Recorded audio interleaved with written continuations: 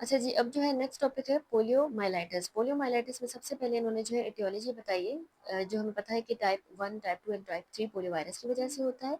अब ये जो वायरसेस होते हैं ना, इनकी आपने याद रखना कि ज़्यादा प्रोपेनिसिटी होती है नर्वस सिस्टम के लिए, और स्पेशली नर्वस सिस्टम में भी जो हमारे लंबर जो सेगमेंट होता है स्पाइनल कॉर्ड का, उसके एंटीरियर हॉर्न सेल्स के लिए।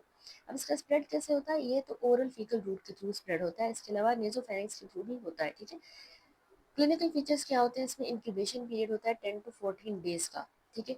और ये बच्चों को डिजीज अफेक्ट करती है, लेकिन इसमें फिर भी कोई भी एज एग्जाम्प्ट नहीं है। फॉलोइंग इसमें क्लिनिकल प्रेजेंटेशंस होती हैं, आपने याद रखनी है। एक तो इन अपेरेंट इन्फेक्शन होता है पोलियो का, अबॉर्टिव पोलियोमाइलाइटिस, नॉन पैरालाइटिक, पैरालाइटिक, ठीक है। और लास्ट रेस्पिरेटरी फेलियर होता है, जिसकी वजह से डेथ हो जाती है। तो इन अपेरेंट इन्फेक्शन नाम से पता चल रहा है कि यानी सिम्टम्स नहीं होंगे, ये ज़्यादा कॉमन होता है। 95% लोगों को भी इन अपेरेंट इन्फेक्शन ही होता है। अबॉर्टिव में ये है सेल्फ लिमिटिंग डिजीज है, 4 to 5% होती है। इसमें पेशेंट को फीवर सिर्फ होगा, गला खराब, सोर थ्रोट और माइल्जिया होगा, खुद ही सही हो जाएगा। सेल्फ लिमिटिंग डिजीज 4 to 5% है।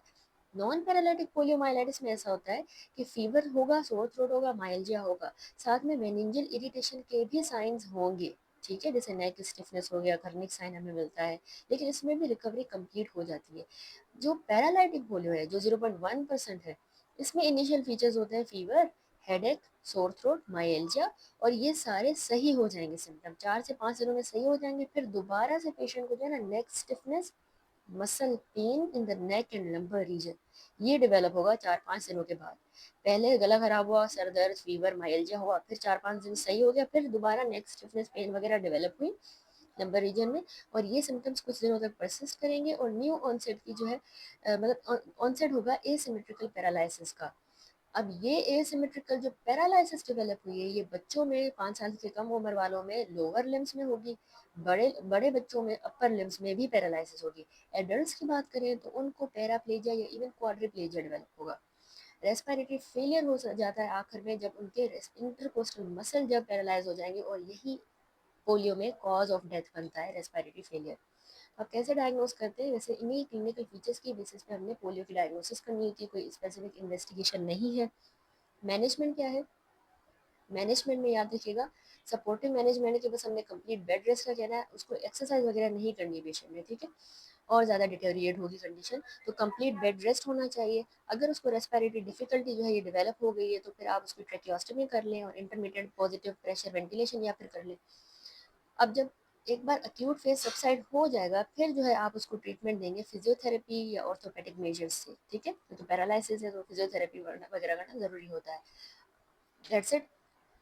अब जो है इसमें थोड़ा सा देख लें पोलियो वायरस, एक फार्मासूट से थोड़ा सा रिवाइज कर लें। पोलियो वायरस हमें पता है कि इंटेरो वायरस सब ग्रुप का ही है, और इसकी ट्रांसमिशन नेजोफेरिंक्स के थ्रू भी होती है, फीकल ओरल भी होती है।